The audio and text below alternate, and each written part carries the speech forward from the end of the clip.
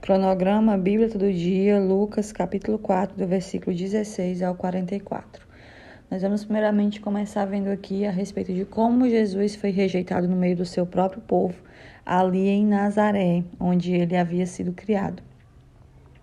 Em um dia de sábado ele esteve na sinagoga e levantou-se para ler ali, porque a sinagoga era um lugar onde as pessoas se reuniam, os homens, para ouvirem, para aprenderem, para lerem sobre a palavra de Deus. Naquela época não existiam bíblias, então existiam os rolos, né, com as escrituras do Antigo Testamento.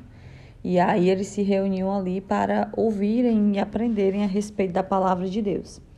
E ali o Senhor, ele leu uma passagem que está em Isaías. Isaías, para quem não sabe, do Antigo Testamento, é considerado o profeta messiânico. Por quê, Jéssica? Profeta messiânico porque ele foi o profeta que mais pregou a respeito da vinda do Messias, que era Jesus Cristo.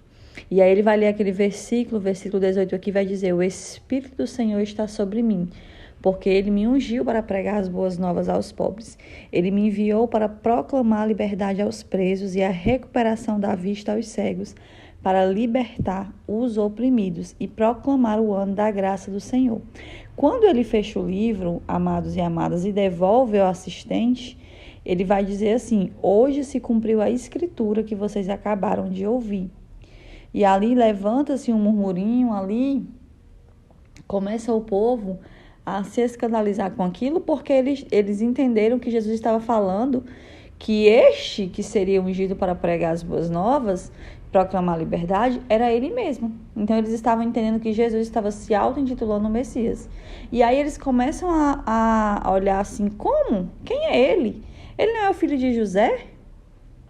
Ou seja, eles olhavam para o pai terreno de Jesus e não para algo muito maior que estava sobre a vida de Jesus, que era a obra de Deus, né? Porque ele era o próprio Filho de Deus. Mas eles, por conta da sua incredulidade, por conta da dureza de seus corações, eles não conseguiam ver o Senhor como o Messias, como o Cristo, como a promessa de Deus sendo cumprida nele.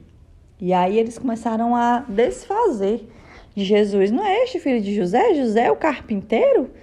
E aí o Senhor ele vai falar sobre, versículo 24, digo-lhes a verdade, nenhum profeta é aceito em sua terra, né? Isso acontece muito, amados. Para quem congrega em uma igreja vai me entender. Muitas pessoas, quando pregam na sua própria igreja, elas muitas vezes não são valorizadas. Mas aí, hoje tem um culto com alguém de fora, hoje tem uma pregação com alguém de fora. As pessoas não perdem, as pessoas vão, as pessoas colocam todas as suas expectativas, mas quando é os de casa, muitas vezes não são valorizados, né? As pessoas têm isso. E acontecia ali o mesmo com Jesus. Talvez se viesse alguém de fora, que não conhecessem a família, não conhecessem as origens, tivessem recebido. Mas como era Jesus, e eles conheciam aquele menino desde a infância, conheciam aquele homem desde menino, né? Que eu quis dizer, eles não receberam. E aí o Senhor está dizendo: olha, por conta da dureza do coração de vocês, que vocês não vão ver muitos milagres, que vocês não vão ver o poder de Deus. Aí ele vai trazer alguns exemplos, né, de como Elias, Eliseu, eles foram usados para pessoas também de outras terras e não para a sua própria terra. Por quê? Porque as pessoas também não davam crédito a eles como homens de Deus. Tá bom? E aí eles vão se levantar, expulsar Jesus, versículo 29. Vão levar Jesus até o topo da colina, um lugar muito alto, para atirar. Olhem só o que quiseram fazer com Jesus. Atirar Jesus de um precipício abaixo. Mas ali, como Jesus tinha poder, olha só, isso aqui é interessante, né?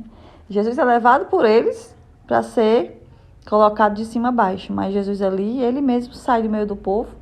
E o povo nem sequer vai conseguir perceber. Por quê? Porque ele saiu com poder ali, não é, amados? Depois nós vamos ver que o Senhor Jesus expulsa um espírito imundo. Ele vai à cidade da Galileia. No sábado também começou a ensinar o povo. Todos ficavam maravilhados com o seu ensino. Nós vamos ver muitas vezes que os encontros da sinagoga eram nos sábados, né? Principalmente. Por quê? Porque o sábado era o sábado do descanso. Sábado que as pessoas não trabalhavam e as pessoas se dedicavam totalmente a Deus, à oração, a escutar a palavra. E aí vai vir um homem possesso de um demônio, de um espírito imundo, e ele vai gritar com toda força: o que queres conosco, Jesus de Nazaré? Olha só, o espírito imundo reconhecia a autoridade de Jesus. É tão interessante porque os religiosos, aqueles que se diziam buscar a Deus, conhecer a Deus, não estavam conseguindo ver Jesus como Filho de Deus, mas os próprios demônios, né, aqueles que vinham da parte de Satanás, conseguiam reconhecer que era Jesus. E aí, como sempre, o Senhor com poder vai repreender aquele espírito imundo e vai libertar aquele homem. Depois nós vamos ver que Lucas aqui também exalta, a partir do versículo 38, esse poder que Jesus tinha e tem, ele continua tendo sobre os demônios e as doenças, né?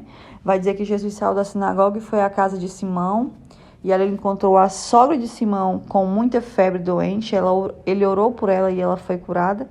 E é muito interessante porque quando ela foi curada, ela levantou-se para servir a Jesus. Para quê, né, amados, que nós queremos cura, libertação? Para quê? Quando nós vemos aqui o exemplo da sogra de Pedro, nós entendemos que ela entendeu o que ela recebeu, quão grandiosamente ela recebeu um milagre da parte de Deus, e ela foi servir a Jesus e aos outros. Amém? E depois nós vamos ver que o Senhor se retirava para orar, mas as multidões não davam sossego, né, amados? As multidões, todas as vezes, todos os dias, a fama de Jesus percorria, o que Jesus fazia era do conhecimento de mais e mais pessoas, e as pessoas buscavam Jesus, e elas insistiam, né, que Jesus não se retirasse de onde ele estava. Só que ele dizia assim, no versículo 43, é necessário que eu pregue as boas novas do reino de Deus em outras cidades também, porque para isso eu fui enviado, né? Então Jesus ele não podia se demorar em um lugar só, porque ele tinha que alcançar muitas pessoas. E aí ele continuava pregando nas sinagogas da Judéia. Assim finaliza Lucas capítulo 4, né, no versículo 44. Deus abençoe vocês, amados, e até amanhã, se Deus quiser.